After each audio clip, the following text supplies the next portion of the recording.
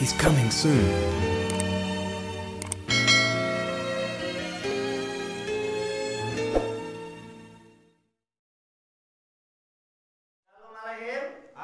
Shalom. Apa kabarnya? Haleluya, luar biasa. Yes. Wow. Anang duha, Menu hari kita itu sangat istimewa. Bapak Ibu Saudara yang dikasihi oleh Tuhan, hari ini kita akan kembali mendengarkan Dafar Elohim yang saya beri judul Tuan Rumah. Yaitu saudara, tuan rumah artinya berarti ada yang memiliki rumah. Tuan rumah, saudara. Kita akan baca terlebih dahulu di dalam Injil Markus pasalnya yang ke-13 ayatnya 35 sampai dengan 37. Injil Markus pasal 13 ayatnya yang ke-35 sampai dengan 37. Demikian Dafar Elohim.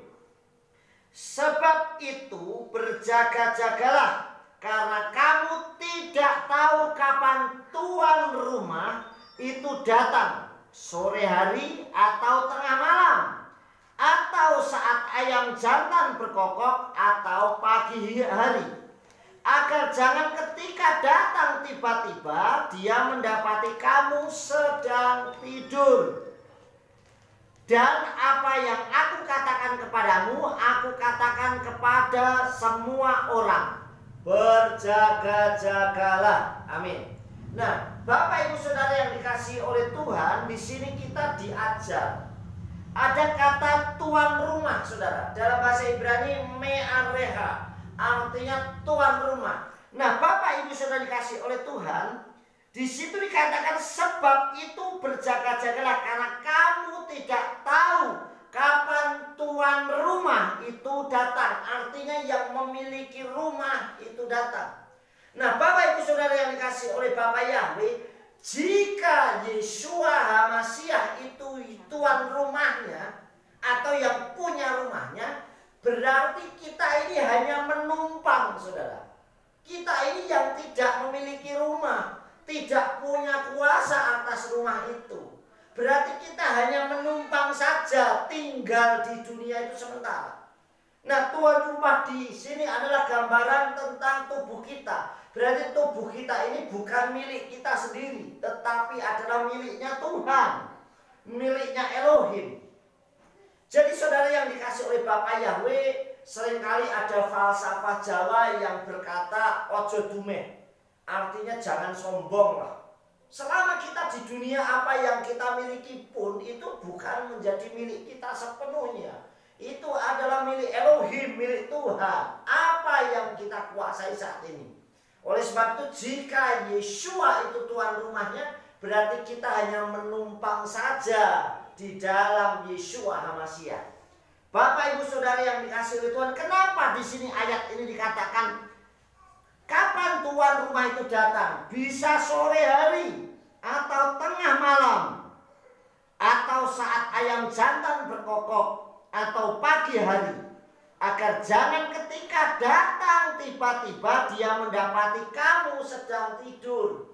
Nah, tidur di sini gambaran adalah iman yang tidak bertumbuh, mengaku menjadi anak Elohim, menjadi anaknya Yeshua, tetapi imannya tidur.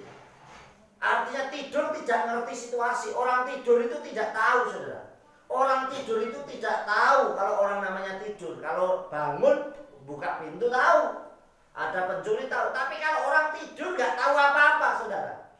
Nah, bayangkan kalau sampai imannya tidur berarti nggak tahu apa-apa. Kalau imannya tertidur berarti dia nggak ngerti, saudara. Nah, saudara yang dikasih, jangan sampai saat Yeshua datang itu tertidur. Nah, kita ini ternyata hanya menumpang di dunia ini. Tetapi seringkali kita sudah merasa berkuasa dan lebih daripada yang lain. Saudara yang dikasih, ingat, sekali waktu rumah kita akan dibongkar.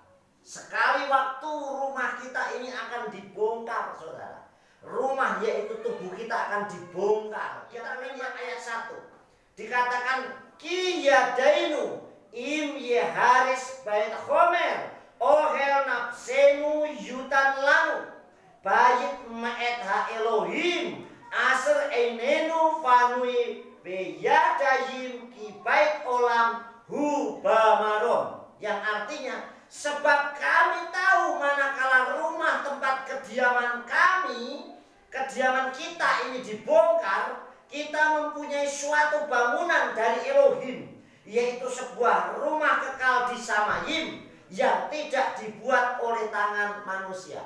Artinya sekali waktu tubuh kita akan dibongkar, yaitu kita akan diambil, kita akan kembali kepada yang kuasa, saudara, kembali kepada Bapa Yahweh. Nah, oleh sebab itu tidak ada yang berkuasa atas dari kematian, saudara. Tidak ada seorang pun yang berkuasa atas dari kematian. Ada orang yang sehat luar biasa, bisa jadi tahu-tahu meninggal. Ada orang yang sakit berkepanjangan tapi tidak meninggal-meninggal pula, saudara. Oleh sebab itu saya selalu kasih gambaran, filosofinya orang hidup itu seperti pohon bambu. Pohon bambu itu masih rebung, sudah dipotong, saudara, diambil untuk dibuat sayuran atau dibuat makanan, misalnya lumpia, saudara. Ada yang baru sejempol tangan atau sejempol kaki, sudah dipotong, diambil buat tali untuk mengikat. Ada yang sudah tua, bahkan mungkin sudah sampai sangat tua, tidak dipotong-potong. Begitu juga manusia. Manusia itu ada yang baru lahir, sudah meninggal, sudah diambil. Ada yang baru tumbuh, anak-anak bahkan remaja sudah meninggal pula. Tetapi ada yang sudah sangat tua pun, bahkan mungkin pengennya mati, gak mati-mati, saudara. Inilah yang terjadi dalam kehidupan seseorang. Nah, sama, kita hanya menumpang sekali waktu, kemah kita hanya dibongkar. Makanya dikatakan dalam Elohim, berjaga-jagalah, karena kita tidak tahu kapan. Mungkin sore hari, mungkin malam hari, mungkin saat ayam jantan berkokok, mungkin pula pagi hari atau kapanpun, tidak ada seorang yang tahu. Dan apa yang aku katakan kepadamu, artinya yang dikatakan Yesua, aku katakan kepada semua orang. Untuk apa? Berjaga-jaga, artinya waspada. Supaya apa? Supaya tidak tidur, imannya tidak tidur. Memang banyak orang dengan situasi seperti ini terlena, saudara. Yang biasanya kita ibadah bisa ngumpul bareng-bareng, terus tidak, toh saya nggak ibadah, nggak ada yang lihat ini. Sehingga orang terlena dengan keasikan di dunianya masing-masing.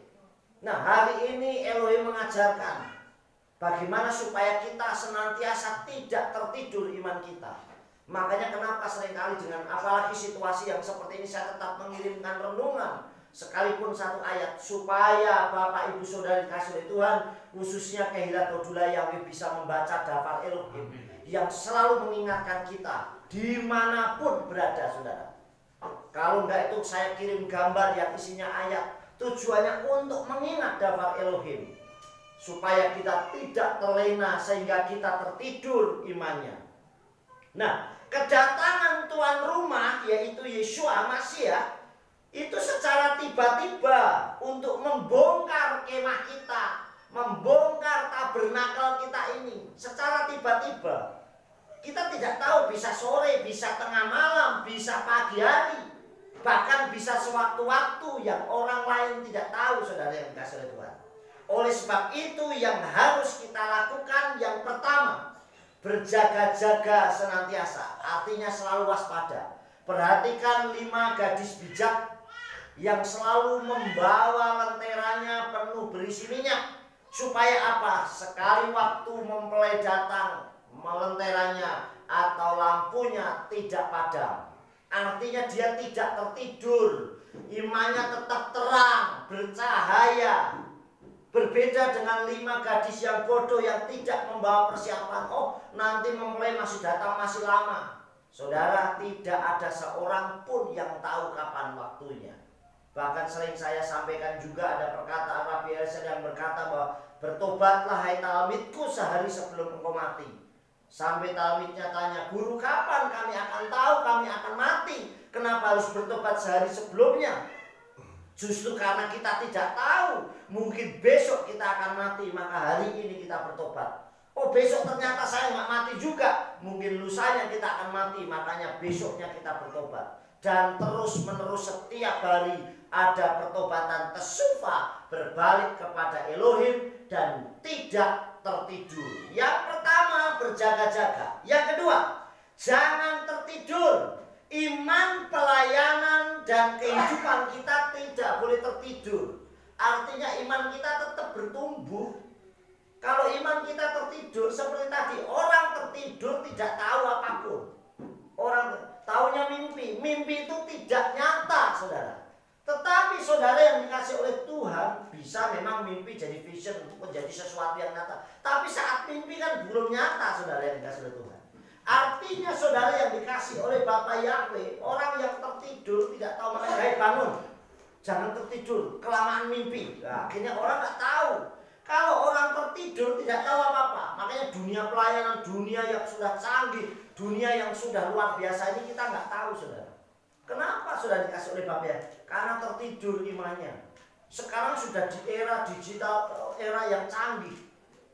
Kita bisa mengakses apapun di dunia yang canggih ini. Nah, kalau iman kita tidak bertumbuh, tertidur, sehingga ada pengajaran apapun yang sebenarnya tidak sesuai dengan daftar Elohim, main ikut saja. Kenapa? Karena imannya tidak bertumbuh. Pokoknya main terima saja apa saja, saudara. Yang kedua, jangan tertidur imannya. Juga pelayanannya. Banyak orang yang pelayanannya juga tertidur. Dulu luar biasa menggebu-gebu. Hujan, badai, angin, puting, beliung, apapun, pelayanannya kuat. Tetapi lama-kelamaan pelayanannya mulai tertidur. Aduh, buktinya saya pelayanan kayak gini juga nggak dapat apa-apa. Nah, seakan-akan pelayanan diukur dengan saya harus dapatkan sesuatu. Juga jangan tertidur kehidupan kita. Kehidupan kita terus harus bertumbuh. Saudara yang dikasih oleh Tuhan, yang namanya orang tidur gak tahu, saudara. Tetapi sekali kehidupan kita harus bertumbuh. Coba kalau kita tidur terus, bayi saja pasti ada bangunnya, saudara. Saat dia tidur gak bisa ngapa-ngapain, tetap dia melek. Mungkin nangis, mungkin makan, mungkin apapun, dia tetap ada kehidupan. Makanya kehidupannya terus berjalan. Nah, kalau kita tidur terus, saudara, kalau orang kerjaannya tidur terus pun, itu yang lihat juga nggak enak. Ini orang tidur terus, lama-kelamaan juga nggak nyaman, saudara. Makanya kita harus terus bergerak dalam hal kehidupan apapun, saudara. Oleh sebab itu sadarlah, waktunya itu dipersingkat. Karena nggak ada yang tahu, saudara. Waktunya itu sangat dipersingkat. Supaya apa? Supaya kemuliaan Elohim benar-benar luar biasa nyata, menunjukkan keajaibannya. Sadarlah, karena waktunya dipersingkat. Kita akan maju sedikit di dalam pasal 13 ayatnya yang ke-20. Di situ dikatakan begini, saudara. Daftar Elohim, Markus 13 ayat 20. Welule yekatser Yahweh et hayamim elelo yinatser kal basar aklemaan bekirai aseratsa fam yekatser et hayamim haeleh, yang artinya, dan jika Yahweh tidak mempersingkat hari-hari itu, tidak ada satupun makhluk yang akan diselamatkan. Tetapi demi mereka yang terpilih, yaitu yang telah Dia pilih, Dia mempersingkat hari-hari itu. Nah, saudara yang dikasih, kenapa? Karena memang terus pengaruh dunia itu luar biasa, pengaruh kuasa jahat itu luar biasa. Makanya seringkali kita sering melihat, kenapa ya orang-orang kudus Tuhan, orang-orang pilihannya Tuhan, kenapa cepat dipanggil Tuhan? Memang waktunya dipersingkat, saudara yang dikasih oleh Tuhan. Dia itu yang telah Dia pilih, supaya tidak ada satupun makhluk yang diselamatkan kalau terus kita hidup terus. Tidak ada generasi yang berganti, saudara. Saudara, makanya Tuhan itu mempersingkat. Sekarang saudara bayangin, kayaknya baru kemarin kita tahun baru ngumpul, betul nggak? Kayaknya baru kemarin kita ngumpul tahun baru, ada profetik bersama-sama. Kayaknya baru kemarin kita merayakan hari raya Sukot yang ramenya luar biasa. Ini tinggal sebulan lagi sudah mulai hari raya lagi. sudah memasuki tahun 5781 saudara. Kayaknya 5780 baru kemarin. 1 bulan lagi sudah memasuki tahun 5781. Begitu cepatnya. Sebentar lagi Masehi sudah 2021. Begitu cepatnya. Hari semakin cepat. Kayaknya saudara baru bekerja kemarin. Aduh, baru bekerja ya. Tahu-tahu sudah Sabtu kembali, sudah Sabat kembali. Sabat demi Sabat begitu cepat. Kayaknya hari kemerdekaan Agustus baru kemarin. Ini sudah lewat 5 hari yang lalu saudara. Begitu cepatnya, luar biasa. Dan kenapa Bapak Yahweh mempersingkat hari-hari itu? Supaya apa saudara? Supaya mereka yang terpilih itu diselamatkan. Amin. Coba kita lihat. Saya akan bacakan di dalam kitab Sefer Hayasa. Di dalam kitab Sefer Hayasa pasal yang keempat, ayatnya yang ke-20 dan 21. Ini apa yang terjadi di zaman Noah, saudara. Yaitu saat sebelum air bah datang. Yang akhirnya yang diselamatkan hanya 8 orang manusianya, saudara. Yaitu Noah, istrinya, anaknya 3 dan 3 menantunya, jadi 8 orang. Kenapa yang lainnya? Kemana yang lainnya? Yang lainnya meninggal. Tapi sebelum air bah itu datang, lihat ayatnya, pasal yang keempat ayat 20 saya bacakan. Semua orang yang berjalan di jalan Yahweh, perhatikan, orang yang berjalan di jalan Yahweh mati pada waktu itu sebelum Yahweh mendatangkan malapetaka atas manusia seperti yang telah Dia nyatakan. Karena hal itu berasal dari Yahweh, supaya mereka tidak melihat malapetaka yang telah Yahweh firmankan mengenai anak-anak manusia. Tetapi Noah mendapat kasih karunia di mata Yahweh, dan Yahweh memilih dia dan anak-anaknya untuk membangkitkan keturunan dari mereka di atas muka seluruh bumi. Ya, perhatikanlah. Jadi ternyata sebelum air bah datang, saudara, orang-orang kudusnya Tuhan, orang-orang yang yakin, punya iman, percaya kepada Yahweh, dipanggil lebih dahulu. Mereka mati lebih dahulu supaya apa? Tidak melihat malapetaka yang besar. Sama dengan nanti zaman sebelum penganiayaan, orang-orang kudus Tuhan pasti kalau nggak meninggal, dia akan terangkat. Amin. Diselamatkan dulu supaya tidak mengalami hal yang seperti itu. Seandainya ada pun yang hidup akan seperti generasinya Noah, dia diberikan otoritas dan kuasa untuk apa? Melanjutkan kehidupan di atas muka bumi. Amin. Coba saudara, ayat ini begitu luar biasa. Semua orang yang berjalan di jalan Yahweh, artinya orang yang hidupnya benar di hadapan Tuhan, mati pada waktu itu. Artinya sebelum air bah datang harus mati dulu. Bukan matinya saat air bah. Bukan matinya saat air bah, saudara. Tetapi matinya itu sebelum air bah datang sudah mati dulu. Nah saudara yang dikasih oleh Tuhan, sebelum air bah itu datang, sebelum malapetaka itu datang, orangnya sudah dipanggil dahulu. Kalau matinya bareng air bah ya sama saja, berarti mengalami penghukuman. Tapi ini mati dipanggil dulu. Semua orang yang berjalan di jalan Yahweh. Oleh sebab itu saudara yang terakhir, mari kita berjaga-jaga dan berjalan di jalannya Elohim. Amin. Tidak tertidur imannya, supaya saatnya waktunya dipersingkat, kita termasuk orang pilihan yang dipanggil oleh Tuhan. Kita menjadi orang pilihan yang selalu waspada dan siap kapanpun Yeshua datang. Oleh sebab itu sadarlah bahwa kita bukan tuan rumahnya, Yeshua tuan rumahnya, dan kita numpang. Oleh sebab itu kita berjaga-jaga, berwaspada. Sewaktu-waktu Yeshua datang, kita menjadi orang yang siap dijemput oleh Yeshua, siap untuk dipanggil oleh Yeshua selama kita hidup di jalan Bapa Yahweh benar di hadapannya. Amin. Sukses besar buat kita semua. Bapa Yahweh bersama Yeshua Masiah memberkati. Amin. Ya, kita akan ke keluarga kita masing-masing.